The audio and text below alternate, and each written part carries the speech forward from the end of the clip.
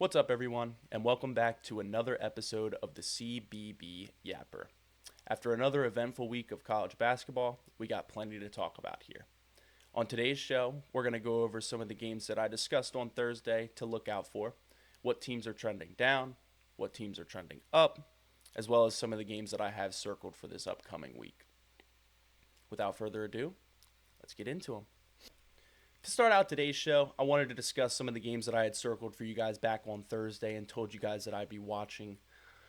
Starting out with Tennessee and Kentucky, this game did not look like it was going to be a good one right away. It looked like Tennessee was setting up to kind of rout Kentucky a little bit. I had even texted some of my friends and just said, man, this Kentucky team is just not good enough, especially for SEC play. But boy, did they prove me wrong in the second half. Especially towards the end of the first half, they really started to close the gap a little bit more. But in the second half, they pretty much dominated. Aberdeen and Owe really took over the game for Kentucky, especially offensively. But Marino really provided a lot for them as well down low. He had 4 blocks, which he really held down the paint for Kentucky defensively there. Nate Ament was a big disappointment. That was one of the people that I had circled for this game and had said that I would be looking out for him, but he really disappointed me in this one. I think that he'll continue to get better as the year goes on. He's still very young, still very talented. Just was not a good showing for him. Gillespie showed up. He really tried to carry Tennessee and try to get them into the W column, but it just wasn't enough against this Kentucky team who really battled back, like I said. I think it's going to be really interesting to see how each of these teams bounces back this week. Tennessee has a huge game against Bama next Saturday that I'll be circling, I'm sure, this upcoming week. And Kentucky has Texas upcoming this week as well. That's going to be another big test for them. Texas is coming off of a tough loss to A&M yesterday. I think that they're a good team as well. So I really think this will be a good game. I'd look for Kentucky to continue to get better as they were one of the highest paid, if not the highest paid team in the nation this year in college basketball. So I would like to see them continue to bounce back here and rattle off another win against Texas. But this is going to be another big test for both teams. I'm interested to see how both of them bounce back after this great game on Saturday. Moving down to Arkansas and Georgia, this is exactly what I said it was going to be, a super high-paced game with lots of scoring. It seems that the pace really did seem to favor Georgia, as I noted in my show on Thursday. Arkansas really clawed back in the second half, kind of like Kentucky did. I believe they even tied it up at one point, but then Georgia went on that 10-point run, and it was just over after that. The difference in this game was the three-point line. Georgia lit it up. They shot 36% on 33 attempts, while Arkansas only shot 24% on 21 attempts. Just the sheer volume from Georgia and being able to shoot that well of a clip as a team is pretty incredible. It just shows, like I said on Thursday, they're going to be a team that can score with pretty much anybody, but they can give up 90 points on any night as well. They really lived and died by the three. It's most likely not going to be a sustainable method for winning games, but as of right now, it seems like it's working for them. Georgia's looking really good right now. They had a couple losses here in the past couple weeks that were pretty uncharacteristic, but hey, if they can keep this up here, I have no reason to believe that they won't be in the top 20 by the end of the year if they can keep this up. Moving down to Miami Clemson, this game was a really big letdown. This was the one that I had circled on the schedule on Thursday and even noted that I think Miami's going to come into Clemson and pull out an upset. However, this game just really was not competitive at all. I felt like Clemson dominated this entire game. It really never felt like Miami was truly threatening to win this game. I thought Shelton Henderson was really awesome. I pointed out on Thursday that I think he needs to show that he has some perimeter game, show that he has some outside shooting if he wants to be a top pick in the NBA draft in this upcoming year. And he really did. He went 2 for 3 from 3, and he got to the rim at will. He really was able to do pretty much whatever he wanted on offense. It's just nobody else really showed up on offense for Miami aside from him. But Clemson just really played an impressive game. They played very well on defense. They just played really solid team defense. And even on offense, I thought they played really well as a team. They passed up a lot of good shots that I thought could easily be pulled and taken and seen as good shots, and passed them up for great shots open layups or open threes in the corner as well. I just really like the way that they play. They just play really smart. They shot 53% as a team from the field, which just shows that they're patient and willing to get the best shot possible. So I really do think that this Clemson team is going to be there at the end with Duke.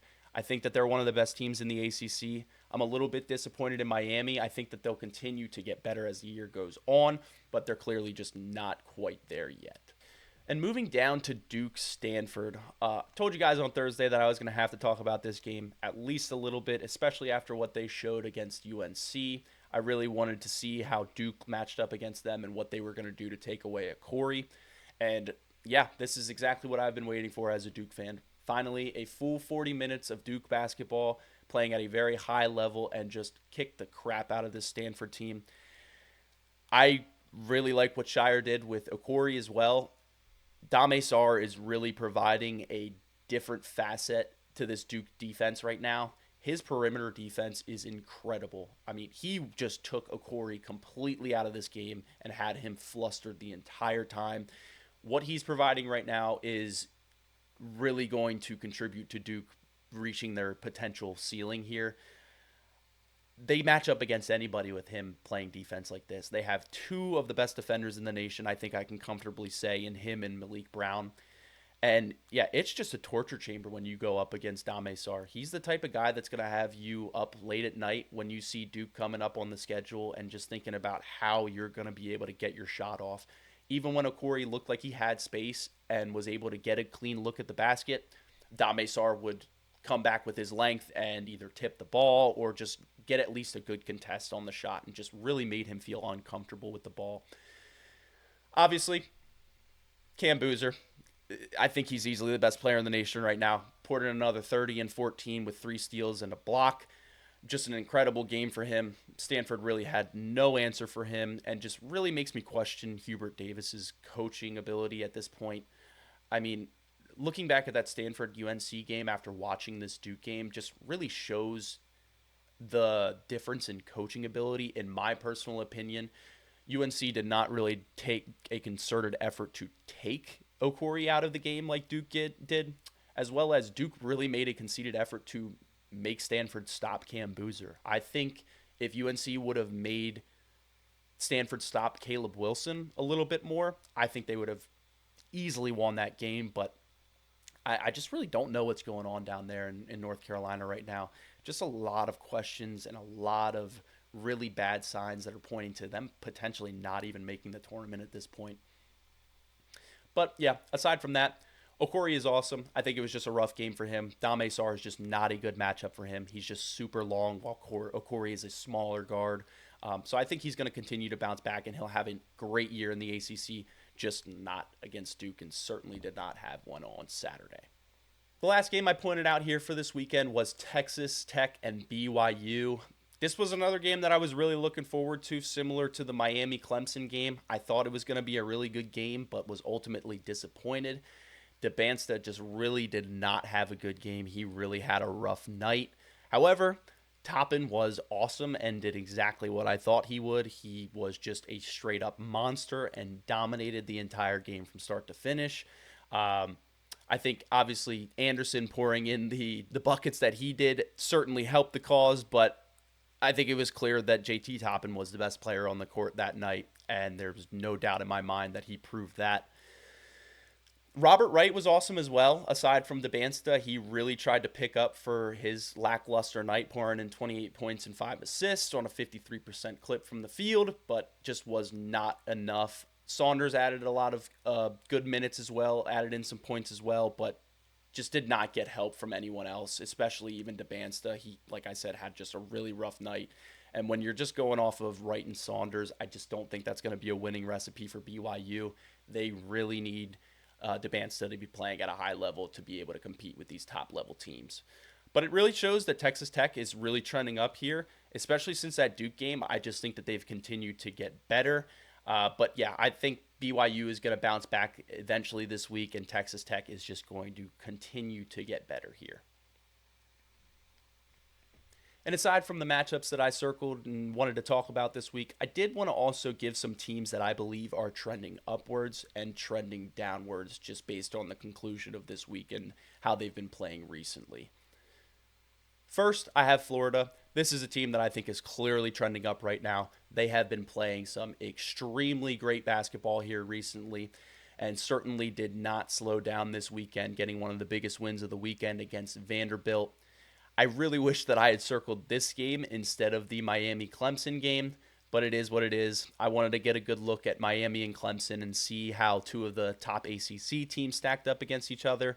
But obviously, this game was the one to watch in that 2 o'clock slate. I think this just goes to show what I said on Thursday is just pretty spot on. Florida is just a really versatile team, and they're just really going to give a lot of teams a lot of problems on defense and offense as well, just based on the different matchups they can throw at you. This was something that I kind of called happening. I believe on Thursday I said that I think Florida is going to go and beat Vanderbilt, so I'm not going to knock Vanderbilt too hard for it. It was a really tough loss and a really competitive game just based on the score. Like I said, I didn't get to watch, so just looking at the score, it looks like it was a super competitive game and great game. Going to try and watch a replay of that here this afternoon, but yeah, Florida is just a really impressive team. I really think that they're trending upwards, and like I said before, I think they can easily be a top 10 team by the end of the year. I just really think that they have the talent to be there. Moving on, another team that I have as trending up is St. John's. This is another team that I unfortunately did not get to watch last night. I was watching the Texas Tech BYU game and unfortunately do not have Peacock, so did not get a chance to get eyes on this game. But yeah, this is just a really impressive win for them. I think Nova's a very good team. I think that they're a top 25 team still, but I just think that St. John's just has a little bit more. They are just a really talented team, and it really seems like they're starting to figure it out after that rough start. I've been high on them since the start of the season and even caught some slack for that in recent weeks just due to how they've been playing. But yeah, I think they're trending upwards right now and certainly starting to turn it around, especially after that rough start, like I mentioned. Lastly, out of the teams that I have trending upwards, it's Kansas. I think this is just pretty obvious. They had an incredible week this week and just beat the crap out of two good Big 12 teams. I think Iowa State is still a very good team. They had a really rough week. But yeah, just an impressive week for Kansas. I think that they've easily earned a top 25 spot and think that they will be ranked back in the top 25 by the AP poll as well. But yeah, like I said, if Darren Peterson is healthy, he is the man. He's going to be one of the greatest players in the country and probably will be the number one pick in the upcoming draft. This is a team that I'm going to have circled probably for the rest of the year. I just really want to keep watching them. They're just a fun team to watch, especially, as I said, with Darren Peterson. And if he can stay healthy, I think this is another team that is easily a top 15 team and could creep back into the top 10 by the end of the year as well. And with teams trending upwards, there is obviously going to be teams trending downwards. And none more obvious than the Iowa State Cyclones right now. Just a really tough week for them. They dropped 2 games, one to Kansas and one to Cincinnati. I still like them a lot. I still think they're a very good team. But as of right now, I just find it very hard to believe that they're any higher than the 15 range right now. The loss to Kansas was certainly a wake-up call. They got blown out, but I think the Cincinnati loss was just a really, really bad loss. It's going to be something that's going to get me closer to hitting the panic button on this Iowa State team. Like I said, I'm not out on them yet. I just think that they certainly dropped a lot, at least in my rankings. Defending the rim, as I said on Thursday, reared its ugly head again on Saturday. They held Cincinnati to below 30% from outside shots. That's awesome. You can't really do too much better than that, but 57% from two. It's just a clear issue that they cannot defend the rim and not defend the paint. If they're going to want to go deep in March, they got to figure that out immediately. You just cannot be giving up that many easy buckets and letting teams shoot almost 60% from two. It's just not going to be a winning recipe. And yeah, I really think that they're going to turn it around, but this is a team that we have to circle for the next coming weeks and watch out for, because a couple slip ups here and they could see themselves outside of the top 25 after being ranked inside the top two. And another team that is clearly on the trend downwards here is UNC. This is just a really disappointing for UNC. Even as a Duke fan, it's just pretty sad to see them going downhill this much under Hubert Davis. Okori absolutely torched them earlier this week, and then they let Cal's two guards go off for 19 each and combine for 38. It's just a really, really frustrating and disappointing look for these Tar Heels right now. I don't mean to keep repeating myself, but like I said on Thursday, if they cannot figure it out from the guard position, they are going to potentially miss the tournament. I really don't think that this is a tournament team right now. They certainly aren't showing that they're a tournament team right now. But yeah, if they don't figure it out at the guard position, they are going to be in for a world of hurt, and it's going to be a very disappointing season. And I completely believe that Hubert Davis is going to be on the hot seat here very shortly. This is just not Carolina basketball. And if he doesn't figure it out by the end of the year, his seat's going to get real hot. Moving down to my last team that I believe is trending downwards, and that is Seton Hall. All three of these teams lost both their games this week. Seton Hall probably had one of the less ugly losses in their loss to UConn, but then they followed it up with a really ugly loss against Butler. I think that they're clearly way outside the top 25 right now. This is a team that I had on the cusp as of Thursday, but this Butler game just cannot be ignored. Their perimeter shooting is just really a huge problem, and it really showed this week. In both of their losses this week, they combined for 4 of 33 from 3. That is just absolutely horrendous numbers. If they can't figure that out, I do not believe that this is a serious team. This is just not going to be a tournament team. They can defend as well as anybody in the nation, but yikes, 4 from 33 from deep in 2 games combined is just horrifying and really bad. And yeah, just something that really turns me off of this Seton Hall team. I don't have them anywhere near the top 25 anymore and have changed my view on the Big East too. It is UConn at the top by a mile, St. John's behind them, with Villanova following closely behind St. John's. But yeah, outside of that, there's just not many competitive teams in this Big East right now. Moving away from the teams trending downwards and upwards, I wanted to give you guys some of the games that I have circled here between now and Thursday, which will be my next episode, and some games that I'm going to be looking to discuss on Thursday's episode. Starting out on Tuesday, we got 2 games that I think should be good games, but based on Seton Hall's recent performance, I'm kind of questioning that.